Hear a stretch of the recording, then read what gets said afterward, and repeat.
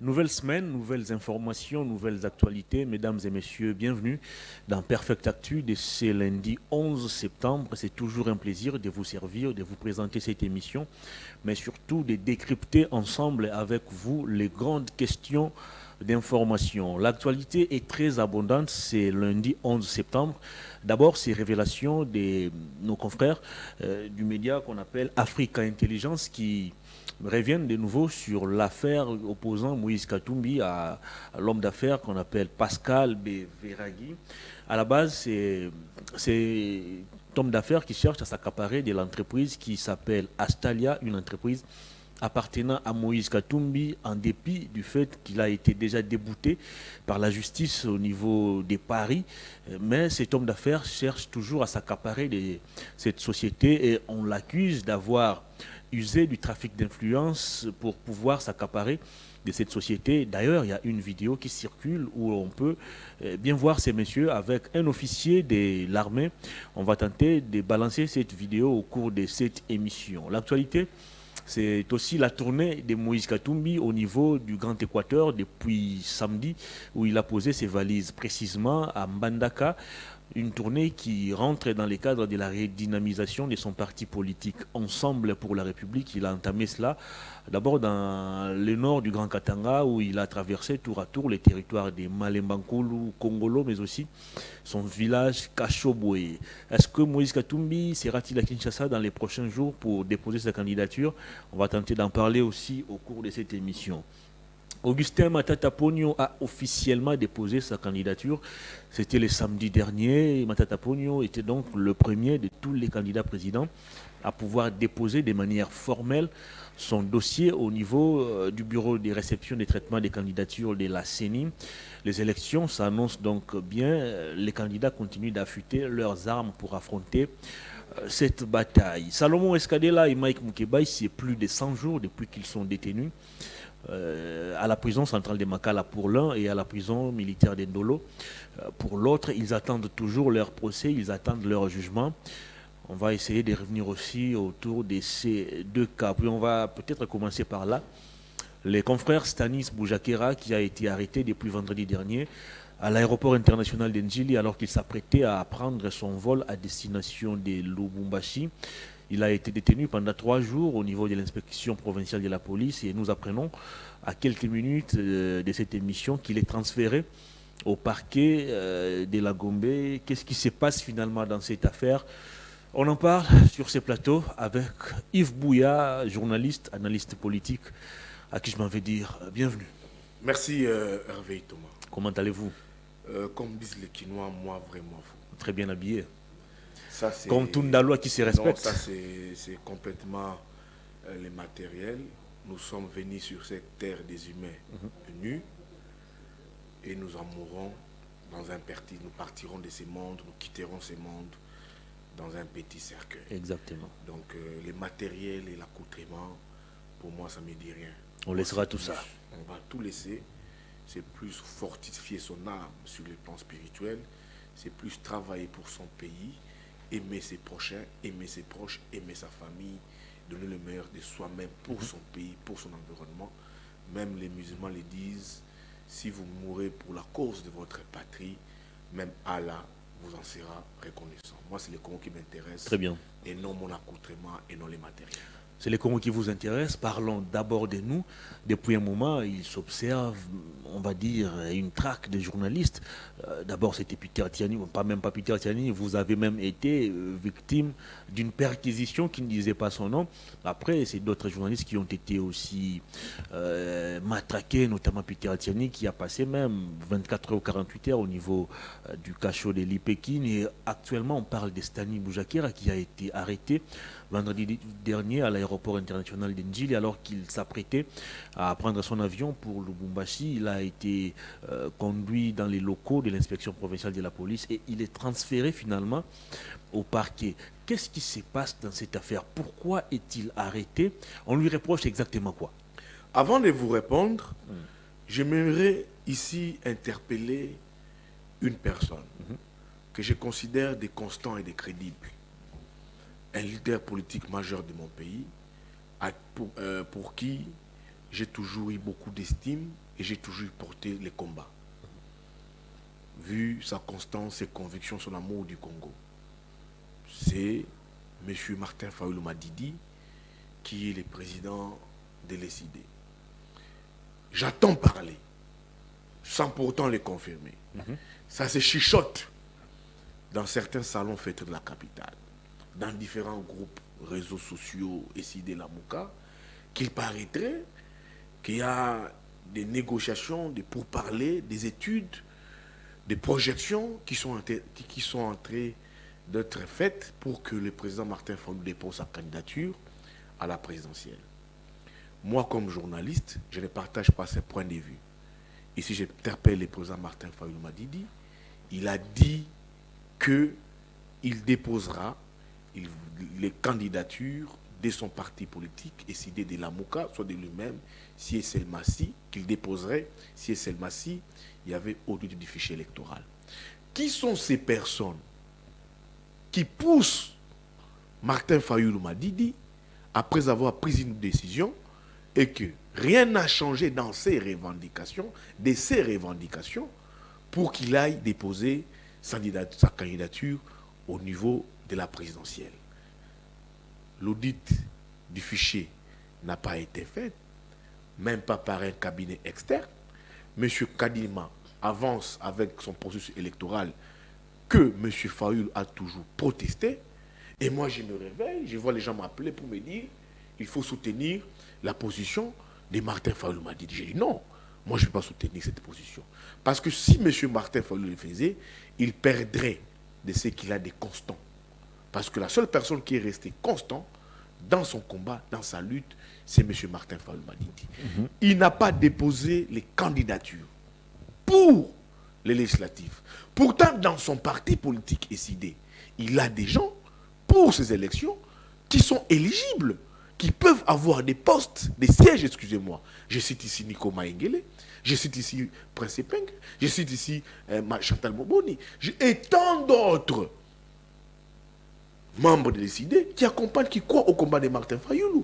Maintenant, vous dites que Martin Fayulu, comme il n'a pas déposé pour les législatives, maintenant, il doit déposer pour les présidentielles. Je ne le confirme pas. Si c'est si et seulement, c'est là, si c'est vrai, je dis ici, il va se tirer une balle. Martin Fayulu de ne pas les faire, parce qu'il perdrait de tout ce qu'il a comme des constants. L'exemple, supposons qu'il va aux élections présidentielles, qu'il gagne les élections présidentielles, et que s'il gagne les élections, et qu'il n'a pas une majorité à lui, il fera quoi? Il va revenir, il va coaliser dans les mêmes schémas qu'avec Tshisekedi, où il dira il va régner sans une majorité. Très bien. Et quand il n'y a pas cette majorité, il voudra débaucher, tirer des gens qui ne sont pas de sa majorité. C'est là où je dis ici, Monsieur le Président Martin Fayulu Madidi, j'ai toujours porté votre combat. J'ai toujours cru en vous. Parce que vous avez toujours eu une très grande vision du Congo. Mais faire, si seulement si, le président de la République Martin Fayulu veut le faire, je pense que lui-même s'est très en difficulté. Parce qu'en 2006, Tshisekedi n'a pas déposé sa candidature, il a attendu 2011, et Tshisekedi était mort.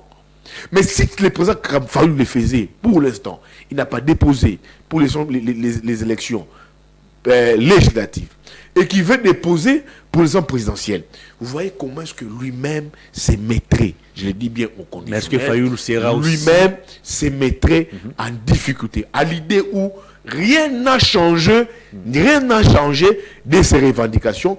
D'abord, il exigeait ici les réformes. Il n'a pas obtenu ça. Il a cru à un processus électoral. On a avancé. Il a dit l'audit du fichier électoral. Ça n'a pas été fait. À l'issue duquel il a dit je ne vais pas déposer ma candidature. Et j'ai suivi son plus récent tweet en disant si on auditait les fichiers électoraux, si le fichier électoral était audité par les CC, par la SENCO, et soit une structure indépendante, nous allons déposer nos candidatures. La grande question, parce que aussi en privé, de savoir, Yves Bouya, à l'ECD, on me dit il ne manque pas de moyens ils n'ont pas manqué les moyens pour les législatives. Ça signifie qu'ils ne vont pas aussi manquer les moyens pour les présidentielles. Et c'est comme ça que l'ECD s'est organisé pour que Fayoulou et ses partenaires puissent battre campagne. Maintenant, il n'y a pas eu de dépôt de candidature pour les idées. Et il y a des gens qui veulent pousser Martin Fayoulou Madidi d'aller déposer sa candidature. J'ai dit oui, il y a des gens qui veulent les pousser. Mais la question que je pose à ces personnes-là, qui poussent Fayoulou d'aller déposer sa candidature, qu'ils puissent nous dire, qu'ils puissent dire aux Congolais, qu'ils puissent peut-être à la limite, moi, Bouya, dire à Bouya, qu'est-ce qui a changé des revendications des Fayoulou? Est-ce que le fichier électoral a été auditionné par un cabinet externe? Jusque-là, non. Est-ce que l'Église catholique, les CC, qui demandaient l'audit de ce fichier électoral, ça a été fait? Non. Alors, pourquoi vous poussez les présidents Martin Fayoulou d'aller déposer sa candidature? La question que je vous pose, pose Martin Fayoulou m'a dit qu'il puisse, s'il le fait, s'il est dans ce schéma-là, il va briser la constance qu'il a toujours eu. Et je lui suggère de ne pas emprunter cette route. Je suggère au président Martin Fayoulou d'être grand dans son combat, de demeurer grand dans son combat, de demeurer valeureux dans son combat. Si et seulement si il emprunte la voie, la route de ceux qui lui disent, président, allez déposer, je pense que, je ne le confirme pas, le président Martin Fayoulou prêterait. Est-ce que Fayoulou sera-t-il en mesure de maintenir son poids politique qu'il a acquis depuis 2018 s'il ne participe pas le président Martin Fayoulou, ce n'est pas un leader mineur, c'est un leader majeur. Il a un grand parti implanté à travers les pays. Il a été candidat président et les Congolais lui ont fait confiance. Les seuls bémols que j'ai mis ici, je suis les gens en train de dire on va aller déposer la candidature du président Martin Fayoulou. Moi, comme journaliste, j'ai dit ici, si le président Martin Fayoulou les faisait, je pense qu'il perdra en lui la constance qu'il a toujours portée. Il y aura une ambiguïté en lui. Parce que les gens lui diront, qu'est-ce qui a changé dans ta lutte? Qu'est-ce qui a changé dans tes revendications que tu n'as pas encore obtenu dans ta lutte et que tu ailles déposer les candidatures? Bref, Fayoulou doit éviter la versatilité. Il doit éviter la versatilité. Il a un combat noble, un combat digne. Et s'il le faisait, cela va même poser des répercussions au niveau de son parti politique. Absolument.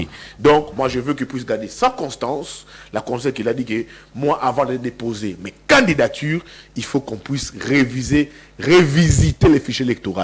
Et jusqu'à preuve du contraire, ces fichiers électoraux n'ont pas été révisités par un audit externe. Alors, qu'est-ce qui pousserait encore Fayoulou de ces revendications qu'il n'a pas obtenues pour aller déposer sa candidature à l'élection présidentielle? Pourtant, il a des gens, des militants, des cadres de son parti qui sont éligibles, qui pouvaient aussi avoir des sièges pendant ces élections électorales. Alors, pourquoi est-ce qu'ils veulent maintenant regretter maintenant? Moi, je pense à la décision du président Martin Fayoulou de ne pas déposer sa candidature, les candidatures au niveau de l'élection présidentielle, au niveau de la législative, compte tenu de ces revendications, étaient nobles. Mais comme ces revendications n'ont pas encore trouvé satisfaction et qu'il y va encore trouver, déposer, s'il partait déposer sa candidature au niveau de l'élection présidentielle, je pense que c'est vouloir une chose et son contraire. Dossier Boujakira, on répond son contraire. Et là, je suggère au président Martin Fayoulou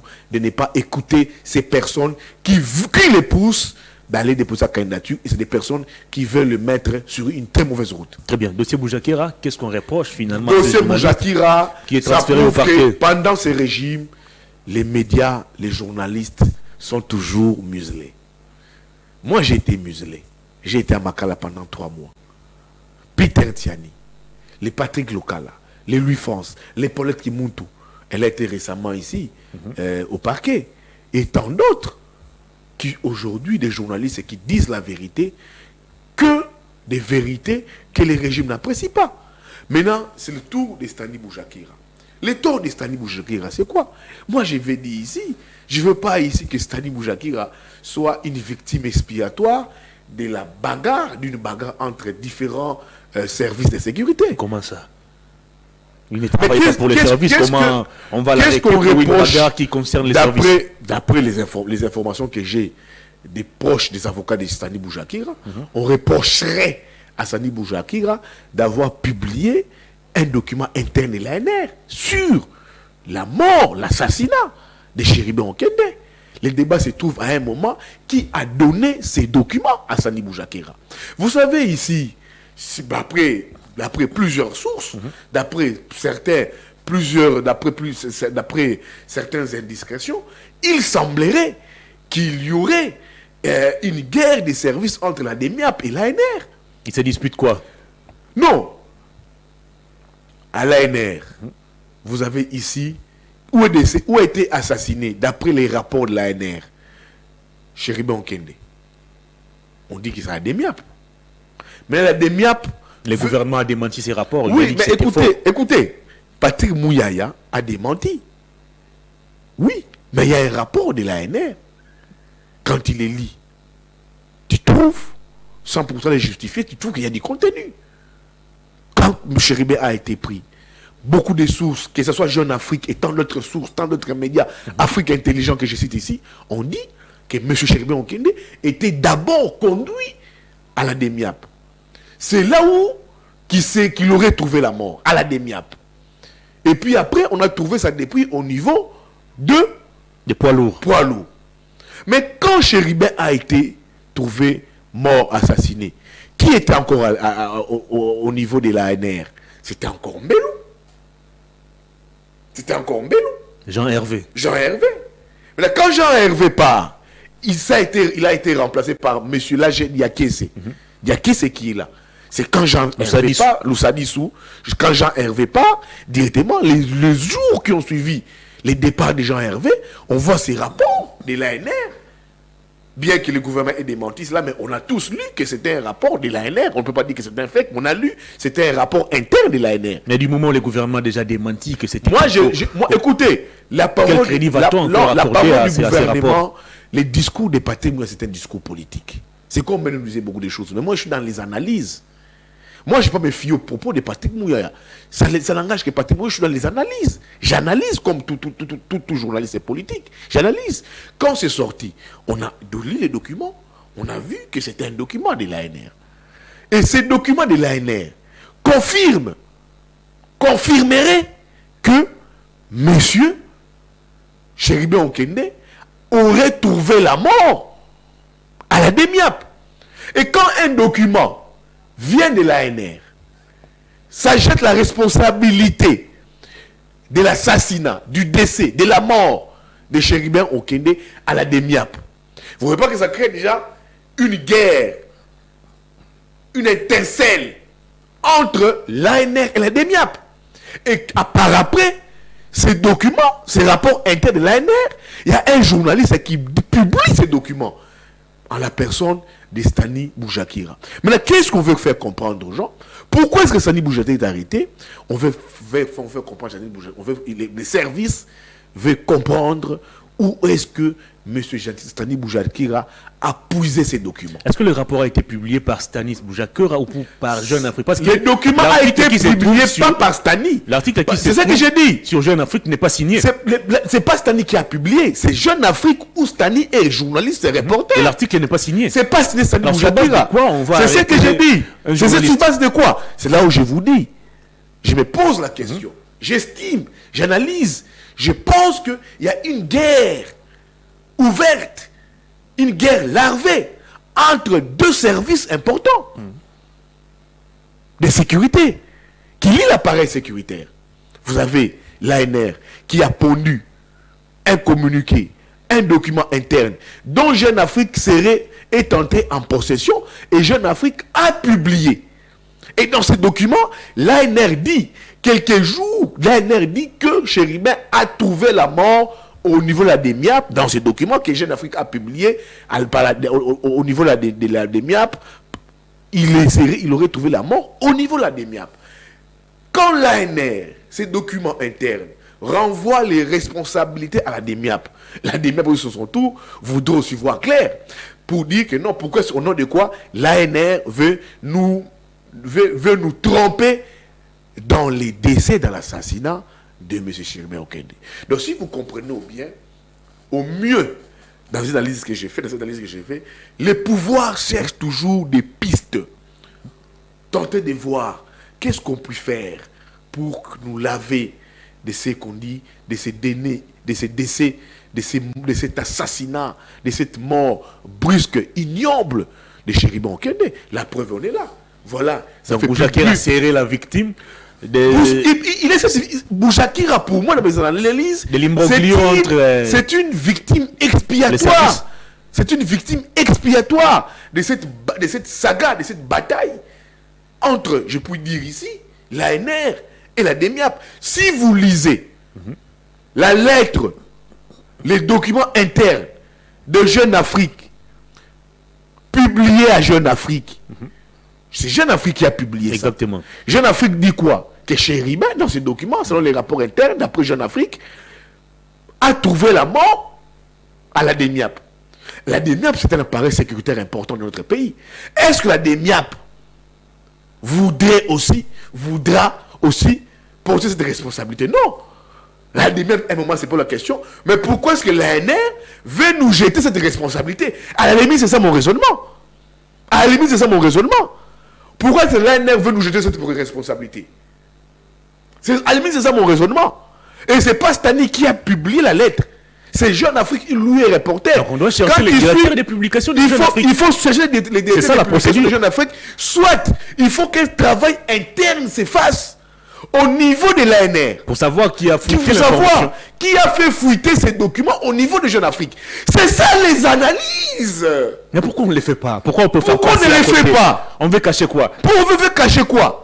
À la limite, il faut qu'un service d'intelligence s'opère au niveau de l'ANR pour qu'il puisse comprendre qui a fait fuiter, quelle est la top, c'est qui la top, qui a fait fuiter, si c'est vrai, ces documents, ces rapports internes de l'ANR sur les décès de Chéribon Okende à Jeune Afrique.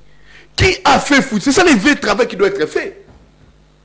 Qui au niveau de l'ANR a fait fuiter ce document à Jeune Afrique? Très bien. C'est ça maintenant, où est-ce qu'on doit maintenant mener des enquêtes? Pour comprendre c'est qui la top au niveau de l'ANR. C'est qui la top au niveau du service de renseignement. Parce que ce n'est pas Stani Boujakira qui a publié ces documents-là. Non, c'est Jeune Afrique qui a publié ces documents-là. Et l'article n'a pas été signé par Stani Boujakira. Qu'est-ce qui explique à ce jour la détention de Boujakira? C'est la question. Encore entre les mains de la justice. C'est là où j'ai dit. Il est transféré au parquet. C'est là où j'ai dit. C'est là où j'ai dit qu'il est à Makala. C'est là où j'ai dit c'est encore un musulman de la presse à l'idée où ces documents, l'article qui a publié les documents internes de l'ANR sur l'assassinat de Chéribon Okende que l'ANR attribue à la DEMIAP, cet article n'a pas été signé par Stani Boujakira. Ça a été publié par Jeune Afrique. Et là, les services doivent interpeller les directeurs de formation de Jeune Afrique. Oui. À la limite, je mets la puce à l'oreille à l'ANR pour comprendre, ils doivent mener une investigation au sein de l'ANR pour faire comprendre qui d'entre eux, qui dans les services, qui dans l'ANR a fait fuiter ce document à Jeune Afrique. Mais c'est quoi cet acharnement sur les journalistes dans les dossiers Chéribon Okende? Qu'est-ce que les journalistes ont à voir dans tout ça? Moi, j'aurais appris qu'il y aurait une commission Boujakira, qui a été mise en place. Il y a encore des noms sur les qui sont cités. Des Chéribon Okende. On veut que justice soit faite, mais ce n'est pas dans ces cadres-ci comme Stani Boujakira. Ça, c'est un musulman. Un musulman de la presse. C'est un musulman de la presse. On l'arrête à l'aéroport, les motifs n'est pas connus, on l'amène au niveau de l'Ipékin, il dort dans de très mauvaises conditions. J'apprends à l'Ipékin là-bas. Dans de très mauvaises conditions, et là, on les transfère au parquet. Quand on les transfère au parquet, pour la plupart, c'est des chemins de Makala. Alors, c'est là où j'ai dit ici, tous ces journalistes et bourgeois, mais oui, il y a des choses et bourgeois qu'on voit. La corporation est pauvre. Non, pas d'ailleurs. On n'arrive pas à faire un journalistes extraordinaire de l'UNPC. Écoutez, comment on va parler tous ces journalistes et bourgeois ici. Je vois, il y a des corporations ici, les 1000 RDC, avec les TV, tu vois des la mobilisation. Mais écoutez, si tu vois, il y a l'UNPC, 1000 non, RDC, il y a, écoutez, journalistes en danger, écoutez, Reporters sans frontières. Écoutez. Il n'y a même pas un jour ces bourgeois qui est allé voir. Même des ambassades ont tweeté. Il n'y a même pas. Ça, c'est la pression des Jeunes Afrique. Il y a un travail qui a été fait en amont, si vous ne le savez pas. Je ne veux pas dire des choses ici. Il y a un travail qui a été fait en amont. Il y a une forte pression diplomatique sur ça. Le président du CESAC aurait même rendu visite à Stanis Boujakira, selon Qui le président dit, mais dans l'entretien, qu'est-ce qui est fait avec le CESAC? Qu'est-ce qui est fait? Quand le président du CESAC rend visite à Stanis Boujakira, il devait sortir avec lui. Peter Ntagnos l'a rendu visite. Lui a rendu visite au niveau de l'IPEKIN. Tout comme moi aussi, j'irai au parquet Gombe pour réconforter Stani. Donc le vrai problème, très bien, je refuse à ce que, c'est une analyse que j'ai faite, que Stani Boujakira soit une victime expiatoire d'une guerre ouverte, pas d'une guerre ouverte, d'un tiraillement entre deux services de notre pays. Je dis ici l'ANR et la DEMIAP. Parce que, dans mon entendement, quand ces documents a été publié par Jeune Afrique, c'est sûr que ça aurait pu léser. Jeune Afrique, c'est quand même un magazine sérieux. Oui, mais quand le problème, c'est que c'est quand la Jeune, dans ces documents internes de l'ANR, publiés par Jeune Afrique, et que ça met en cause la DEMIAP, je vois un moment, ça peut aussi léser la DEMIAP. Ça peut aussi léser la DEMIAP. Pour dire comment est-ce que l'ANR prend un rapport interne et nous attribue la mort, l'assassinat des Cherubins Guédé. Donc, moi je pense que je refuse à ce que Stanis Boujakira soit la victime expiatoire d'un document qui met en cause deux services de notre pays. Pas qui met en cause, qui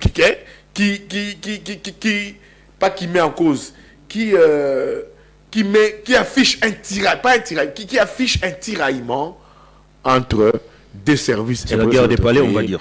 Moi, je refuse ça. Très bien. Stanis Boujakira, sa place et sa rédaction, ça va des principes du musellement de la presse. Moi, Bouya Jané a été victime. Peter Tiani, Lokala, lui force causer que ça, et tant d'autres. Je pense que si dans un pays et que vous avez toujours une presse qui est muselée, c'est que dans ces pays, la démocratie n'existe pas. Très bien, on va évoluer cette fois-ci. Encore une révélation de notre média Afrique Intelligence qui revient sur l'affaire qui a opposé par le passé Moïse Katumbi à l'homme d'affaires Pascal Beveragui autour de l'entreprise qu'on appelle Astalia. Moïse Katumbi avait gagné déjà ses procès au niveau de Paris. Mais cette fois, l'homme d'affaires Pascal Beveragui revient encore à la manœuvre. Il commence à manigancer. Cette fois, non pas au niveau de la justice, mais au niveau des dignitaires du régime, des puissants de l'actuel régime, pour pouvoir s'accaparer de la société qu'on appelle Astalia. Et on l'a vu, je ne sais pas, Emma, si tu peux déjà nous illustrer la vidéo de Pascal Beveragui avec un officier de l'armée. Est-ce que nous sommes encore sérieux dans ces pays où on peut voir des officiers de l'armée s'afficher avec des gens qui cherchent à accaparer des biens d'autrui? Je vais vous dire une chose. Est-ce que vous savez ce qui a été Pascal Beveragui? Pascal Beveragui a été employé de Katumbi. Oui. Katumbi est payé. C'est monsieur-là, Pascal Beveragui, d'après l'entourage de Moïse Katumbi, Azaki, moi, na mosala ya Katumbi. Dans l'entourage de Moïse Katumbi, des proches de Moïse Katumbi m'ont dit, Pascal Beveragui, Azaki, moi, na mosala ya Katumbi. Katumbi était son patron. Que Katumbi payait mensuellement. Et quand Katumbi les payait, ça lui permettait de nourrir sa famille. La preuve, M. Beveragui a tenté d'être président du puissant FC Lupopo ici. Oui. Il n'a pas su gérer Lupopo. Et là, il le faisait en son temps, c'est quand les régimes poursuivaient Katumbi, les régimes Kabila. Pour mettre Katumbi en difficulté, les régimes vous sort un monsieur comme Pascal Beveragui, que Katumbi paye mensuellement. Mensuellement, il les paye. Et quand il les paye, va nous faire nourrir femmes et enfants. Il va faire nourrir femmes et enfants. C'est cette personne-là que le régime d'abord Kabila avait utilisé pour déstabiliser Katumbi. Et il a été débouté malheureusement au niveau de la justice. J'en viens. Le régime Kabila d'abord utilise ce Mona Moussala. Il a travaillé pour Katumbi. Payé par Katumbi. D'après des proches de Katumbi qui me donnent l'information. On les paye. Et après, qu'est-ce qu'il fait? les Kalev ici, vous voyez, tous ces kabylistes, pour déstabiliser Katumbi, ils les prennent, ils donnent un peu de moyens, ils font de lui un homme fort, qu'il a des moyens, il a l'argent, il a ceci. Hein? Pour encore rivaliser à Katumbi, on lui donne, pas avec ses moyens, les FC Lupopo, qu'il ramène aux enfers. Lupopo chute, Lupopo tombe. Fiasco total. Fiasco total. Pourquoi il n'a pas su gérer Lupopo? Il n'avait pas de sous, il n'avait pas de moyens. Lupopo a pris la tête, a relevé la tête, parce qu'il y a Kiaboula qui est arrivé. Mais lui, Beverag, qui se dit qu'il a des moyens.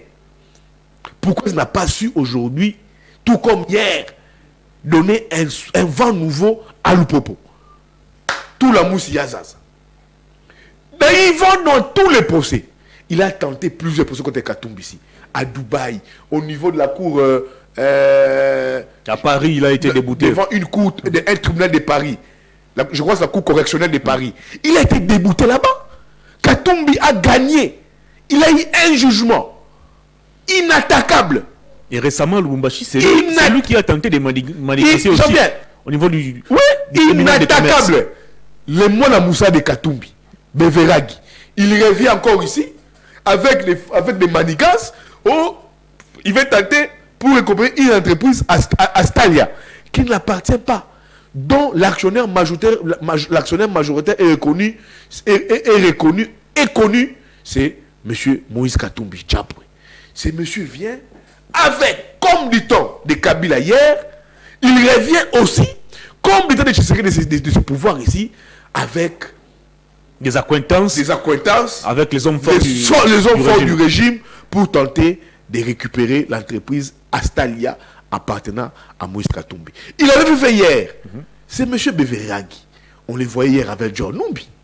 Sous le régime Kabila. Et ma prépare-moi la vidéo aussi. John Numbi. Il était hier avec John Numbi. Et John Numbi les mettait à ses côtés parce qu'il était l'homme fort du régime. Parce que ce sont les John Numbi là qui sont aujourd'hui en exil, qui avaient fomenté les faux procès de mercenaires contre Katumbi. C'était ce John Numbi là. C'était ce John Numbi qui avait fomenté les faux procès de mercenaires contre Katumbi. Entre John Numbi. Mais où est-il? C'est John Numbi qui soutenait Beveragi hier. John Numbi qui a même dit à Beveragi, on va te soutenir. Allez, prends Lupopo. Où est-il aujourd'hui? En cavale. En cavale. Maintenant, je vois les mêmes personnes Beveragi avec un général, comment ça s'appelle? John Chibangu. John Chibangu.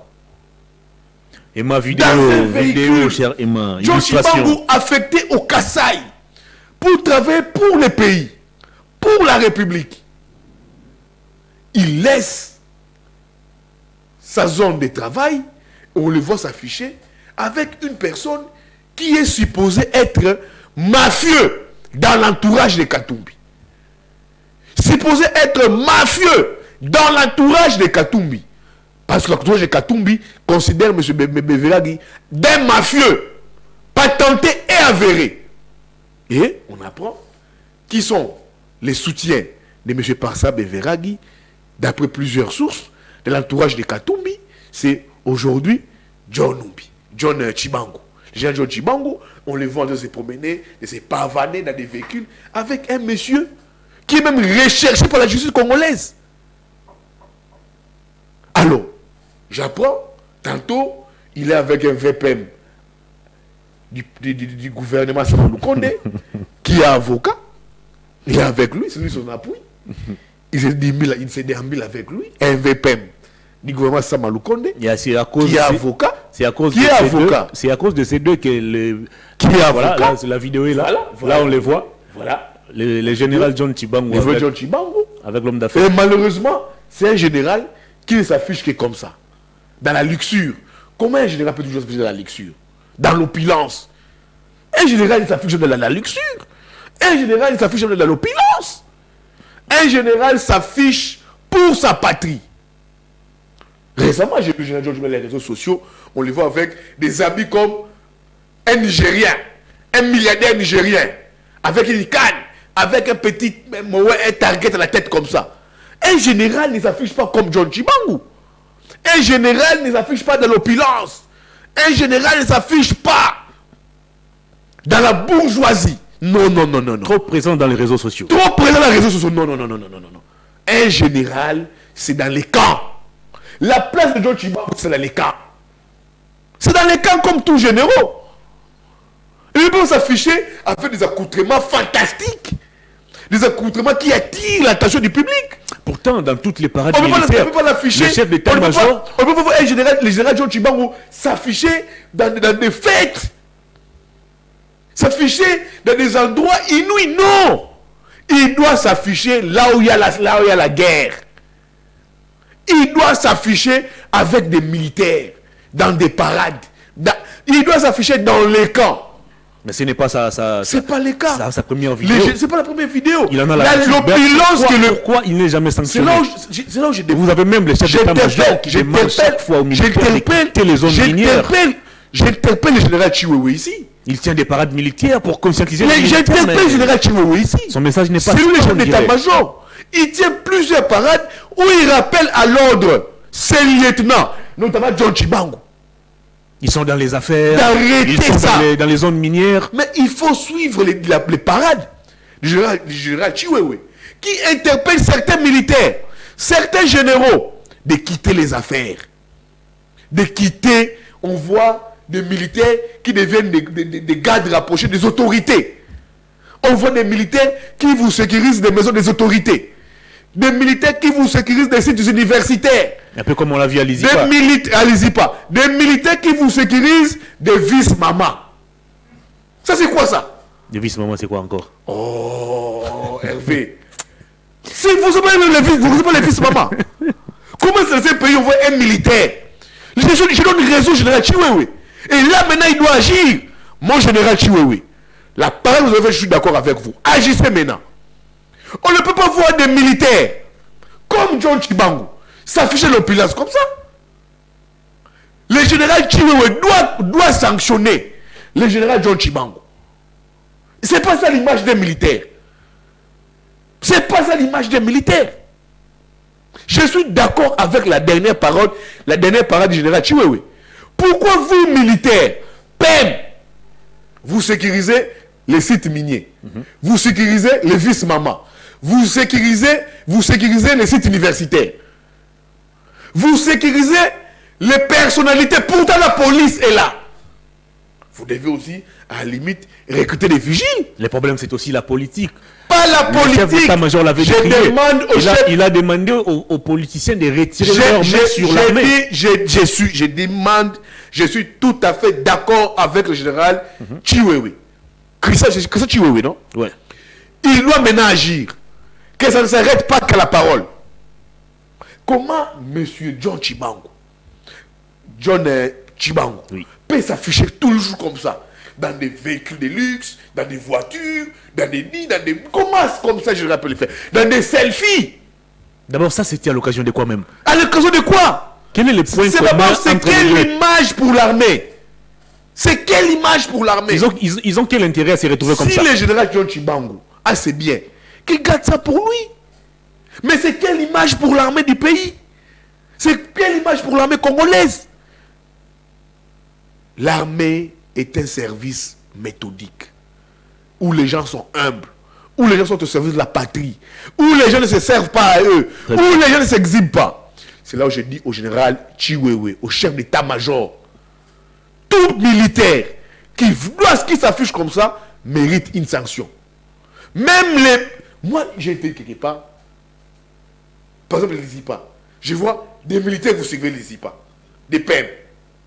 Je vais dans un restaurant, je vois une jeune fille dans un véhicule descendre avec des PEM. C'est quoi cette affaire? Le rôle d'un militaire, PEM, c'est de sécuriser une vice-maman. C'est pas le rôle d'un PEM, d'un militaire. Le rôle d'un militaire, c'est de sécuriser une personnalité. C'est pas le rôle. À la limite, comme l'a dit le général Chiwewe, c'est le ministre de la Défense et lui-même et le commandant suprême, le président de la République. Comment toi, militaire, vous allez dans la zone minière, vous suivez la zone minière. Toi, militaire, vous suivez la vice-maman. Toi, militaire, vous partez dans la site universitaire.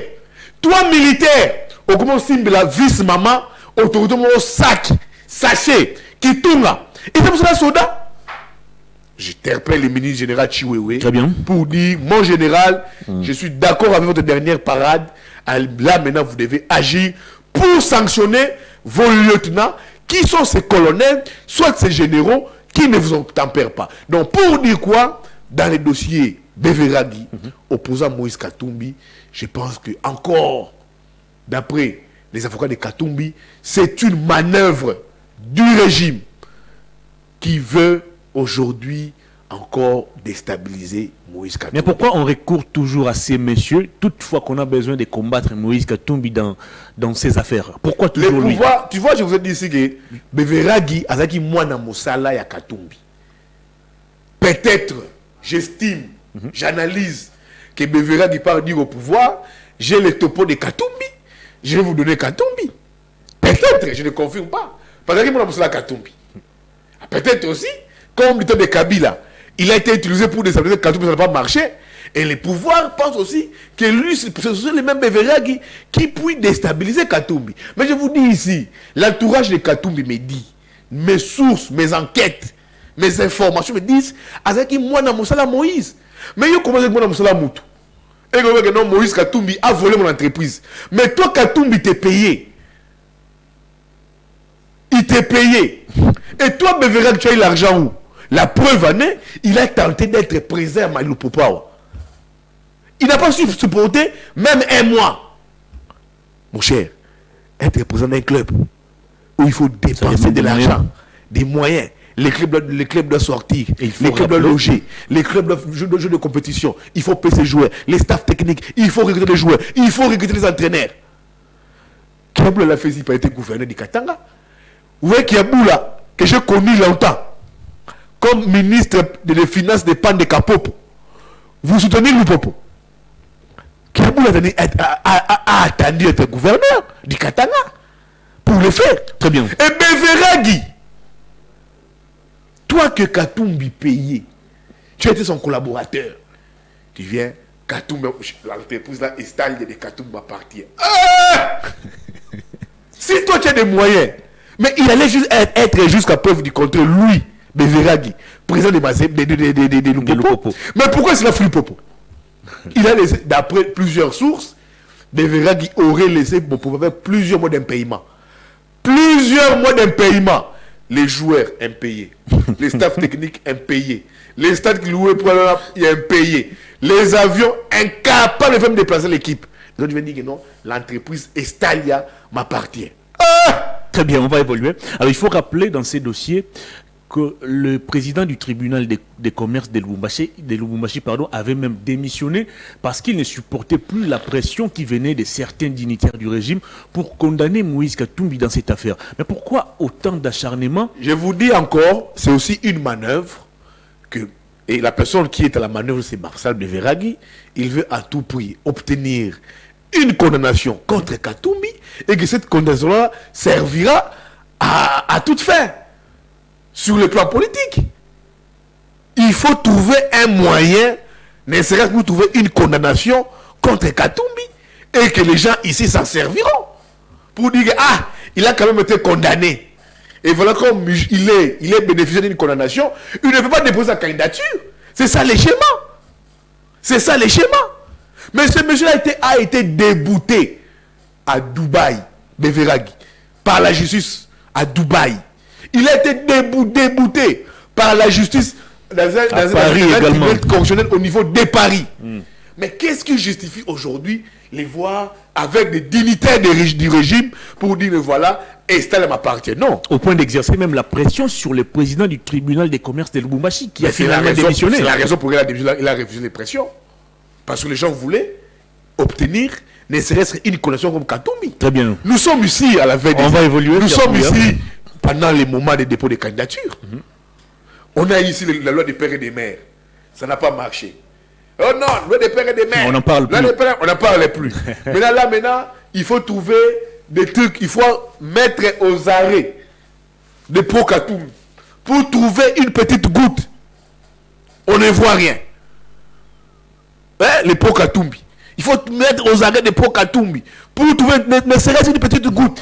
On ne voit rien. Maintenant, qui vient en danse Pascal Beveragi. Pour tâter avec les soutiens, pour tout faire. Parce que je te dis, tant que là-bas, la CENI a lancé les dépôts de candidatures. Exactement. Maintenant, ici, là, on ne voit pas, mais c'est Katumbi, là, on va l'arrêter comment? C'est ça les calculs. C'est ça les analyses. On va l'arrêter comment? Comment l'empêcher pour qu'il ne dépose pas sa candidature? Mais pourquoi on va chercher à empêcher Katumbi de déposer sa candidature alors que du côté de l'Union Sacrée, on estime que Félix Tshisekedi a un bilan très élogieux qui mettra d'ailleurs en difficulté tous ses adversaires. Moi, je ne veux pas être égoïste. L'Union Sacrée, c'est ce qui représente Moïse Katumbi. Plus l'UDPS. C'est la réponse que c'est ça la réponse. Et là, on dépose les candidatures. Maintenant, là, comme on dépose les candidatures, le combat a commencé d'abord des pères et des mères. Avec la loi Tiani. Ça n'a pas marché. Pression occidentale. Il faut trouver une condamnation. La condamnation, après, oh, les jets, on n'en trouve pas. Il faut maintenant trouver une condamnation. Qui peut aujourd'hui nous apporter cette condamnation-là? Est-ce que ça ne peut être Beveragi? Beveragi, il a de chercher. Pourtant, il a été débouté, condamné par la justice. Débouté. Au dernier degré. Débouté. Et Katumbi a un jugement de cette entreprise Estalia, il en a un jugement de non-appel. Très bien, on va évoluer. On appelle ça jugement de non-appel. Jugement de non-appel. Qui prouve à ce que l'entreprise Estalia lui appartient bel et bien, il y en est l'actionnaire majoritaire. Donc, quand vous voyez Beveragi aux côtés de ces dignitaires du régime, c'est pour chercher des voies et moyens, des astuces. Parce qu'ils se disent, le dépôt de candidature a déjà commencé. Exactement. Et il y a 9, je crois, un mois pour ça. Maintenant, si cette personne-là va déposer la candidature, ça sera comment? Autant que pour Mukwege, autant que pour tant d'autres leaders politiques d'envergure qui aujourd'hui qui vont déposer des candidatures. On va revenir. Donc c'est un peu ça. On va revenir sur les dépôts des candidatures. Parlons d'abord toujours du volet judiciaire. Ça fait plus de 100 jours que Salomon Escadela et Mike Mukebai sont détenus en prison. Ils attendent pour Salomon, son procès va reprendre, je crois, le 17 septembre. Et Mike Mukebai est toujours dans l'attente de la réponse de la Cour constitutionnelle en rapport avec sa requête. D'abord, pour le cas Mike Mukebai, comment expliquez-vous à ce jour, plus de 3 mois, depuis que cet élu de Lingwala a introduit sa requête à la Cour, il n'a toujours pas de réponse. Alors que des gens qui sont venus après lui, notamment les pasteurs Godepo, il a obtenu l'arrêt de la Cour, je crois, une semaine après. Le 2 poids des mesures. Mike Mukebai introduit une requête en inconstitutionnalité au niveau de la Cour constitutionnelle avant Godempoy, 2 semaines avant Godempoy. La requête de Mukebai est complètement étouffée à la Cour constitutionnelle. On ne sait pas pourquoi. Godempoy vient après, 2 semaines après, mais regardez la célérité avec laquelle le dossier Godempoy a été traité. Au bout d'une semaine, la Cour avait déjà rendu son arrêt. La Cour extrait des rôles, délibération, la Cour rend son arrêt. Et dans l'espace d'une semaine, c'est le Conseil d'État. Célérité avec laquelle ce dossier a été traité. Mike Mukebai, on étouffe. Parce que c'est une grosse gueule. Depuis le 1er juin. Depuis le 1er juin. Et nous sommes aujourd'hui le 11 septembre. 11 septembre, ça fait 3 mois. Parce que c'est une grosse gueule, c'est un proche de Moïse Katumbi. Il faut les mettre au niveau. C'est pour ça quand Olengankoy voulait voir Moïse Katumbi au niveau de Lubumbashi, Katumbi a dit au téléphone d'aller à Olengankoy, moi, je ne veux pas l'opportunité de discuter avec vous parce que il y a mes gars qui sont au Niouf. Je pense que Mukebai est victime de ces propos de Katumbi à Olengankoy. Comment ça? Je pense qu'il est victime. mais là, c'est un combattant. Il tient bon.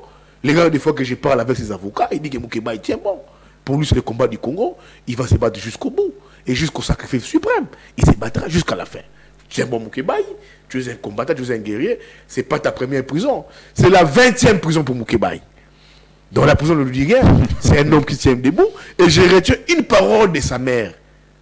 Que sa mère avait dit à Mukebai, avant son décès, Quand il est sorti des prisons, il avait dit une fois, quand il est arrêté après par Mosengo, sa mère lui a dit... Non, les petits frères de Mosengo. Kaniki, tu es un garçon, tu es un homme, je respecte ton combat, n'abandonne rien. Et Moukeba est dans la logique de sa maman.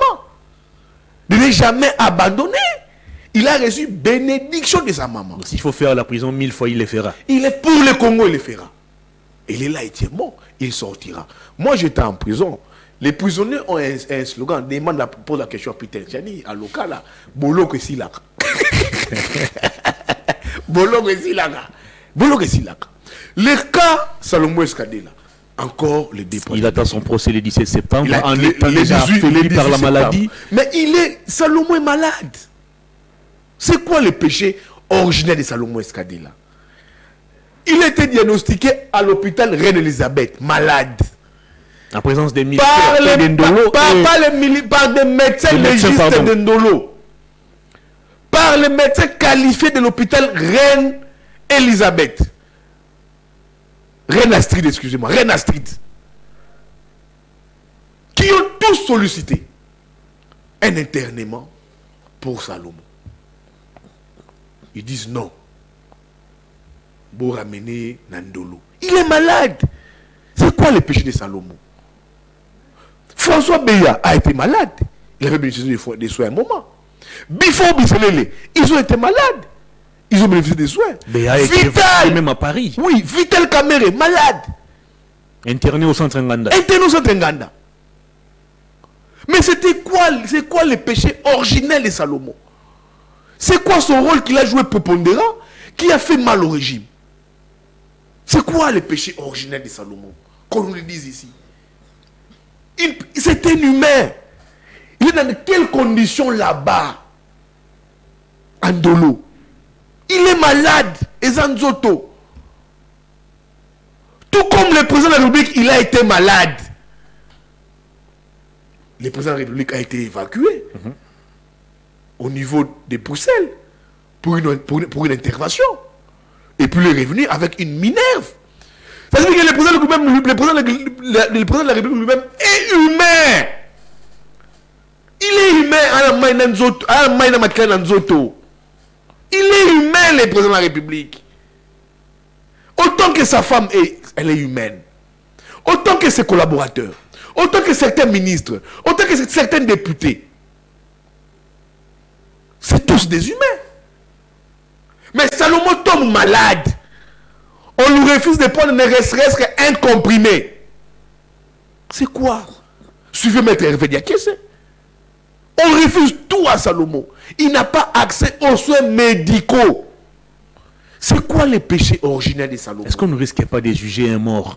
C'est quoi les péchés originels de Salomon qu'on nous dise? Il a fait quoi? C'est quoi son tort? Il sera en mesure de Il a tué qui?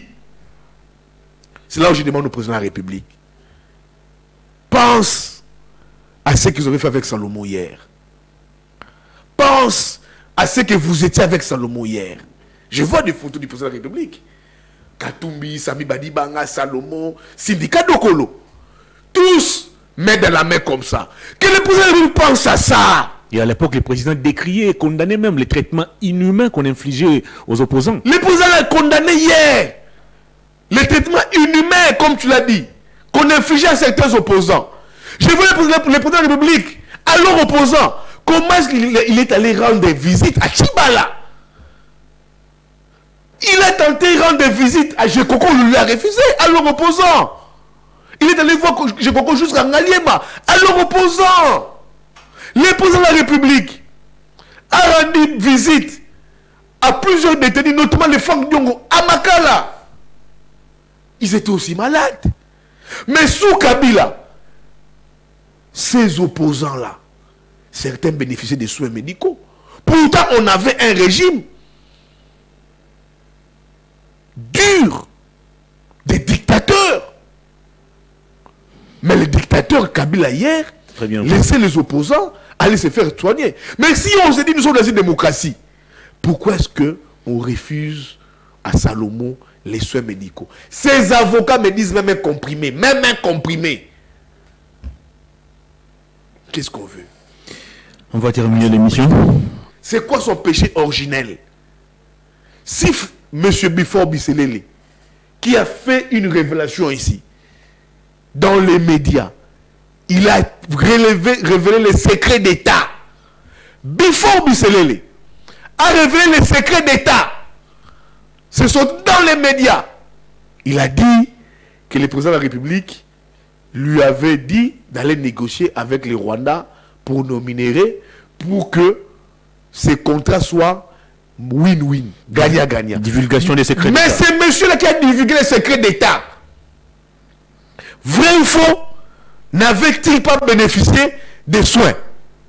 Aujourd'hui, d'ailleurs, il est acquitté. Il en avait bénéficié. En dépit des graves infractions qui ont été... En dépit des graves infractions qu'il a... En dépit des graves infractions, comme tu l'as dit.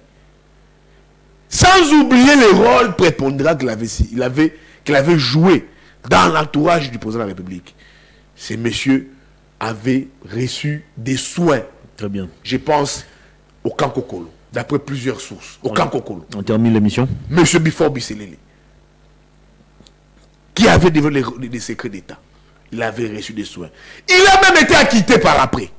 Définitivement. Définitivement. Actuellement. C'est lui qui va dire, les présidents qui m'ont envoyé pour aller traiter avec les Rwandais, s'ils ont minéré un partenariat win-win, parce que les Rwandais ont des entrées. Bifor Bisselele, On va terminer l'émission. acquitté par la justice, conseiller privat du président de la République, il a bénéficié des soins. Qui a divulgué des secrets d'État. Mais il avait bénéficié des soins.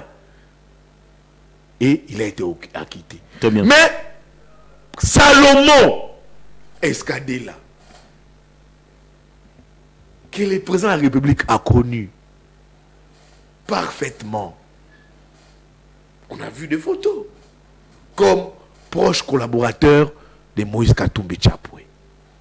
Il y a des photos dans les réseaux sociaux qui illustrent les photos, où on voit Salomon Katumbi, Sami Badibanga, Félix Tshisekedi du président de la République, alors opposant, main dans la main.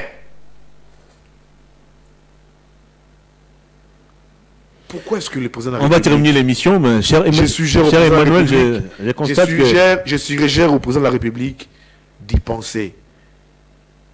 Salomon est humain. Salomon n'est pas un robot. C'est pas une pierre. C'est quoi son péché? Même un condamné de mort a toujours droit à la parole. Mais Salomon n'est pas condamné à mort. Les griefs contre Salomon, quand vous les lisez, vous comprenez qu'il y a peine. C'est juste des schémas pour les maintenir en prison. Divulgation de ces grands tas de guerre. C'est quel secret? Pour divulguer les secrets, il faut en détenir, il faut en avoir. C'est quel secret que Salomon a divulgué? Pour divulguer ce secret, il fallait jouer dans l'appareil sécuritaire. un rôle de l'appareil sécuritaire, comme Bifor Bisselele, comme le JC Boukassa. Est-ce que Salomon a-t-il joué un rôle prépondérant dans l'appareil sécuritaire? Divulgation de secrets en temps de guerre. Nous sommes... Est-ce que nous sommes en temps de guerre? Si nous sommes en temps de guerre, si nous le sommes, si nous sommes en temps de guerre, qui a décrété cet état de guerre? Où est cette ordonnance? Le Parlement s'est prononcé là-dessus. Jusque-là, non. Non, il a récolté un ancien désertion d'un ancien militaire et tout consort. Très bien. Qui est son oncle? Oh, là, on revoit encore les images de son arrestation brutale. Un des oncles de Salomon, qui a servi dans l'armée pendant 30 années. C'est ça son co-accusé, c'est lui son co-accusé de Salomon. Qui a servi dans l'armée pendant 30 années. Très bien. Pour faire désertion, pour mener une rébellion contre le régime. Très bien. Je pense que tout ça, c'est des éléments, pour moi, d'après les années qui prouvent que il faut punir Salomon. On va terminer l'émission. Il faut maintenir Salomon en détention. Augustin Matata Mais Pogno. c'est que j'ai dit une seule chose, que le président de la République, garant de la nation, pense dans sa lutte dans l'opposition une lutte qu'il a partagée avec Salomon, qu'il pense au moins les meilleurs moments qu'ils ont passés ensemble. Le dur moment qu'ils ont passé ensemble. C'était un humain. C'était un humain comme il prend en lui. considération votre Donc, message. Salomon est un humain, il doit se faire soigner. Très bien. Salomon est le président de la République, tout comme Moïse Katumbi Chapoué, et tout comme d'autres opposants, avec le président de la République, ils ont passé des meilleurs moments ensemble. Salomon, le président de la République, d'autres opposants, ils ont passé de meilleurs moments ensemble. Et qui sait s'ils seront encore ensemble ils demain. ont passé des durs moments ensemble. Très bien. Et qui sait que demain, Ils pourront encore se ils retrouver pourront ensemble. encore se retrouver ensemble. C'est un cri de cœur, un cri d'alarme que je lance au président de la République de voir ça. Salomon est humain. Très bien. Et étant humain, tout corps humain tombe malade. Exactement. Il a les mentales, mais il est malade. Il lui faut des soins appropriés. Il n'a pas accès aux soins. Ne pas les faire. Nous ne sommes pas dans une démocratie. Nous ne sommes pas dans un état de droit. Parce que ceux qui ont joué des rôles prépondérants dans cette république, dans ces pays, qui ont divulgué des secrets, ont eu droit aux soins. Mais Salomon Escadé là, jusque-là, la justice est encore à la recherche des preuves. Mais pourquoi on lui refuse ces soins? Parce que quand j'ai dit la justice est à la recherche des preuves, c'est le ministère public qui avait sollicité ces rapports. Le ministère public, qui est l'organe poursuivant, qui a fixé les dossiers contre Salomon, qui poursuit Salomon, on arrive les jours de l'audience, on voit que c'est le ministère public qui sollicite un rapport. Très bien. Moi, j'ai pensé que ces rapports devraient venir de la partie du prévenu de Salomon Escadela, mais c'est venu du ministère public. Ça signifie à un moment que le ministère public n'était pas encore sûr des charges pour lesquelles il poursuit Salomon Escadela. Augustin Matata Pogno n'est pas effrayé par le procès Boukangalonzo contre vents et marées. Il a déposé sa candidature le samedi 9 septembre dernier. Il est d'ailleurs le premier de tous les candidats présidents à pouvoir déposer de manière formelle sa candidature. Est-ce que c'est de la détermination? Vous pensez que c'est aussi un moyen pour Matata? C'est pas de la détermination. Matata comprend qu'il y a du juridisme qui s'est fait autour de son dossier. C'est du juridisme. On veut inventer les droits. Dans les dossiers Matata Pogno, on veut inventer les droits. Les droits ne l'inventent pas. Si vous jugez Matata aujourd'hui, ça c'est devenu un cas jurisprudentiel. Ça veut dire que demain, Sam aussi sera jugé pour sa gestion du régime FCC Cash. Chibala sera aussi jugé. Sami Balama sera jugé. Si on juge Matata aujourd'hui, ça signifie aussi que demain aussi, tu seras dit pas présent, il sera aussi jugé. On veut inventer les droits. Quelle est la constitution? Un ancien président, un ancien premier ministre ne peuvent pas être jugés pour des faits commis pendant l'exercice de leur gestion. Au moins de réviser la constitution. C'est quel juridisme on veut nous apporter ici? Juridisme. Premier jour de au niveau de la Cour constitutionnelle. Matata absent, coincé à Kindu par la population qui lui dit de ne pas y aller. Les avocats disent que non, Matata n'a pas été saisi formellement. Ils ont déposé la citation à prévenu, je crois, à la commune de Ngalema. Ce n'était pas chez Matata. Il n'a pas été saisi formellement, il faut qu'il soit saisi formellement, en bonne et due forme. Les 4, Matata arrive, regardez ce que le greffier dit, qu'il n'a pas communiqué les preuves au prévenu, soit à la partie du prévenu. Lui-même, comme l'autre a dit, oh, mais madame, ça n'a pas été fait. Non, ça n'a pas été fait. Donc, il faut communiquer ces preuves-là. C'est devenu du juridisme, ça. C'est du juridisme. Et les jours qui passent, Matata va en premier déposer sa candidature comme candidat président. Et là, vous cherchez les droits. Vous voulez gratter. Et nous sommes le Bambisson, avec toute l'intelligence qu'il a là. Je sais pas, les gens qui tuent ces pays, excusez-moi, c'est les hommes de droit. Et là, ils raisonnent juridisme pour régler les comptes à une personne. Pourquoi? Parce que les torts de Matata, c'est parce qu'il n'a pas voulu adhérer à l'union sacrée. C'est ça le tort de Matata. Il n'a pas voulu adhérer à l'union sacrée. On lui vient adhérer, il a dit non, je n'adhère pas. Est-ce qu'on va déclencher des parce poursuites que je parce trouve que quelqu'un a refusé des régions? Oui, c'est ça les péchés de Matata. Il dit, je n'irai pas parce que je trouve que l'union sacrée est sans vision du pays. Il y a la prométhacine. La prométhacine. Il n'y a que des promesses et des promesses. Prométhacine. Promesses et des promesses. Et je parle pas là-bas. Même Matata, au sortir de la CEDI, samedi dernier, il a dit qu'il n'a pas beaucoup de promesses à faire. Sa gestion comme Premier ministre peut déjà rassurer les Congolais. C'est ça sa force. Les salaires des fonctionnaires étaient payés à temps. Sa force, il a été gestionnaire. Il avait réussi à stabiliser les cadres macroéconomiques. Il a été gestionnaire, Premier ministre. C'est aussi la force de Fayoulou. Il a géré une firme internationale. C'est la force de Katumbi. On a débordé. C'est la force de Sesanga, qui est avocat d'affaires, qui est mandataire à mine, qui est aujourd'hui, qui a été directeur des cabinets de Jean-Pierre Bemba, ministre des plans. Ils ont géré dans les passés. On a terminé l'émission. Donc, on a largement débordé. Une expertise. Maintenant, pour les autres, c'est quoi leur traçabilité? Où ont-ils géré? Où ont-ils travaillé? C'est ça le vrai problème. Pour gérer un pays, il faut avoir un parcours. Il faut avoir une traçabilité. Comme moi, Yves, comme on me pose sa responsabilité, je dirais oui, j'ai un parcours, j'ai une traçabilité. Et ce qui tue des fois les pays. On a terminé l'émission. Donc je pense que l'expérience des Fayoulou, des Matata, des Katumbi, s'ils sont aux affaires, des Kamere, des Bemba. On ne peut pas nier, Bemba fait vice-président du pays.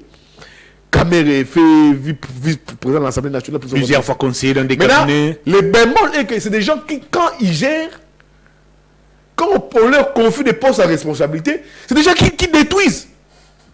C'est ça le vrai problème. C'est des gens qui détruisent. Je vous connais, moi, je suis Bidoc. Moi, j'ai été. Dans un poste de responsabilité, c'est des gens qui volent. C'est des gens qui s'illustrent par la kleptomanie. Vous connaissez la kleptomanie? L'art du vol. Très bien. Donc, c'est des gens, quand tu dis, il a été Bidoc, plusieurs fois ministre, plusieurs fois de l'Assemblée nationale, tu lui confies un poste, il devient un vrai kleptomène. Un kleptomène.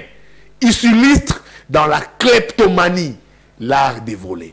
On a terminé l'émission, cher Yves Bouya. Je vais lancer un message aux gens.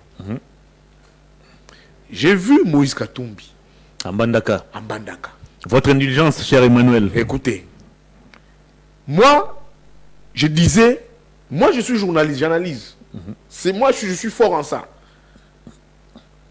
Ouvrez l'œil les bons. Les pouvoirs, les régimes. Ouvrez l'œil les bons.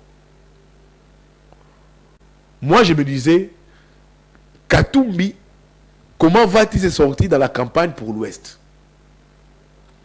À chaque fois qu'il va dans l'Est, il vous parle que les Swahili. Quand il va à Kisangani, c'est la zone swahilophone. Il va à Kisangani, c'est Swahili. Il vous a surpris en Bandaka. Il va au Katanga, il vous parle les Swahili. Je suis journaliste. Mon travail, c'est de décrypter l'information, d'analyser. Mais je vois Katumbi qui va à Bandaka, qui vous parle les Lingala. Devant une foule très immense. Il vous a tenu un discours en Bandaka. C'est la procession qui a commencé de l'aéroport jusqu'au stade. La procession, il en a déjà fait. Moi, je fais la procession. Il a fait toujours, il mobilise toujours. Moi, je ne suis pas dans la procession. Ça, ce n'est pas un détail. Je ne peux pas me mettre sur place. Il en fait toujours. Mais je l'ai vu en Bandaka, vous parlez les Lingala. Il a tenu un meeting à Lingala, en Bandaka, du début jusqu'à la fin. Ça signifie qu'il a une capacité de pénétrer l'Ouest.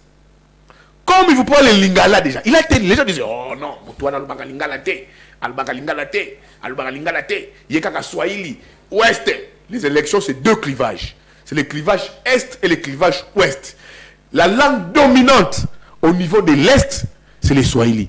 La langue dominante au niveau de l'Ouest, c'est le Lingala. Maintenant, il vous mettez dans ces deux langues. Là, ça les permet de communier et de communiquer avec la population. De communier et de communiquer avec la population. Ça signifie quoi? Pendant la campagne, quand il va venir au Bas-Congo, il saura parler les Lingala. Quand il sera au Bandundu, il va vous parler les Lingala. Quand il sera à Kinshasa, il va vous parler les Lingala. L'Équateur, il va déjà parler les Lingala. C'est là que j'ai dit à ses détracteurs, ouvrez-le les bons. Il a appris, il apprend. Il sait que c'est la campagne. Et j'apprends de mes sources. Toutes ces heures, il n'est pas avec ses collaborateurs à Lingala. Toutes ces heures. Quand il appelle un de ses collaborateurs, bonjour, boni, mbote, osamalam, osakemia, losako, il ne communique plus en soyeux, c'est la plupart de ses collaborateurs. C'est Lingala. Donc il a pris suffisamment de temps pour vous parler les Lingala. Alors les gens, moi je suis journaliste, il y a des politiciens qui me disent ici, des politiciens d'envergure de taille, majeurs, Katumbi va se fourvoyer dans l'Est, dans l'Ouest. Pourquoi? Parce qu'il ne saura pas vous parler les Lingala dans l'Ouest. Je vous ai dit ici, Claude, Hervé, Itoma, les élections se débloquent. C'est l'Est et l'Ouest. La langue dominante dans l'Est, c'est le Swahili. Il en parle la ministre parfaitement. Et c'est là où il y a un fort réserve d'électorat, c'est l'Est. Maintenant, il va mettre dans l'Ouest. L'Ouest, la langue dominante, c'est Lingala. Quand tu cliques sur Lingala, tu vas au Congo central, c'est Lingala. Tu vas au Bandou, c'est Lingala. Tu vas dans l'Équateur, c'est le Lingala. Donc, il vous maîtrise maintenant deux langues du pays qui les permettra de communiquer avec la population. C'est là que je dis maintenant à ces leaders politiques, je leur dis ici que ouvrez les bons. La personne que vous disiez qu'ils ne saura pas parler Lingala, les voilà maintenant en Bandaka, en train de vous vociférer, de vous tenir pendant des heures et des heures la population en haleine. Et il a communiqué avec la population, pas en Swahili, mais en Lingala. Et on apprend qu'il a profité aussi de son passage en Bandaka pour réhabiliter et équiper l'école Losangania, une école qui a été construite en 1979, mais abandonnée depuis plusieurs décennies. Abandonnée par plusieurs ressortissants. Il a rénové l'école, pardon, et il a équipé aussi en matériel et tout. Ça, il a toujours été comme ça. C'est ça son côté-cœur, c'est un homme c'est ça son côté-cœur. Voilà, ça c'est avant. Du côté de la population. On me dit après Mandaka, il sera mercredi 13 au niveau de Bandundu, où il va encore inaugurer. Oh, le 13, il sera encore... Il sera au le 13, il est à Bandundu. Le 13, c'est quoi, mercredi? C'est mercredi. Il sera au Bandundu mercredi. À l'Équateur, il a inauguré. Au Bandundu, il va encore inaugurer des écoles et des hôpitaux. Au Congo central, il va encore inaugurer des écoles et des hôpitaux. Ça signifie qu'il a fait un vrai travail de fourmi. Et ça, c'est des éléments qu'il va brandir pour la communication. Pour finir, très bien. Je chute ici. Parce qu'on a largement débordé. Oui, non, je suis PCA de Perfect Télévision. J'ai la bénédiction. Le programme de vivre. J'ai la proposition du DG. Je perpère le président Martin Fayulu Madidi. Je vous connais un homme constant et de convictions. Vous avez dit non à ces élections. Aussi longtemps que le fichier électoral n'est pas encore audité par un cabinet externe. Ça, vous l'avez dit déjà. Et qu'est-ce qui va changer, monsieur le président Martin Fayulu Madidi, que ces fichiers ne soient pas audités par un cabinet externe, ni par l'ECC, ni par la SENCO, que vous voudriez aujourd'hui revenir à la course présidentielle. Vos lieutenants, vos militants, vos cadres dans les idées disséminés à travers la République sont éligibles. Ils ont écouté les mots d'ordre. Et si vous voulez revenir, monsieur le président, ça va laisser place à une ambiguïté qu'on ne saura pas gérer. Monsieur le président, vous avez dit que vous ne viendrez pas. Rien n'a changé dans vos revendications. Rien n'a changé. Je pense que pour moi, à mon humble avis, maintenez votre lutte, votre combat, même pendant ce temps. Très bien. Et Tshisekedi l'a fait en 2006. Tshisekedi a dit, je n'irai pas aux élections en 2006. Il n'est pas parti. Il est revenu. Votre message est passé, cher et rien n'a changé. Et en 2011, Etienne Tshisekedi est revenu avec une puissance politique Très bien. qu'on n'a pas gérée. Monsieur le Président de la République, n'écoutez pas les brouhahas autour de vous, les bourdonnements autour de vous. Monsieur Martin Folmadi dit que j'appelle affectivement le président élu. Écoutez mon très bien. cœur, ne le faites pas. Maintenez votre combat pendant 5 ans. Votre disponibilité, le faire, cher vous allez vous voyez, monsieur le président, ne le faites pas. Maintenez votre combat, c'est un combat noble. Le peuple croise en vous. Merci. Vous ne voudrez pas. Partez si et seulement si les fichiers électoraux Merci beaucoup, cher Yves Bouya. Partez si et seulement si vos revendications ont trouvé avantage. Votre message est passé. Vos revendications ont été écoutées et ces revendications et que votre message est passé, cher Yves Bouya. Ne pas le faire. Monsieur le président Martin Folmadi dit, monsieur le président élu, laisserez place à une forte ambiguïté. Très bien. Cette émission est terminée. Grand merci à vous, cher Merci. Yves Bouya. Grand merci à toute l'équipe technique. Emmanuel, grand merci à vous pour ce travail des titans que vous avez abattu tout au long au cours de cette émission. Grand merci à Louison Kiassi, le seul caméraman qui est capable d'abandonner les caméras pour s'occuper de son téléphone. Votre rapport sera transmis au DRH. Grand merci à vous, fidèles téléspectateurs et internautes de Perfect Télévision. On se retrouve mercredi pour un nouveau numéro de Perfect Actu. Au revoir.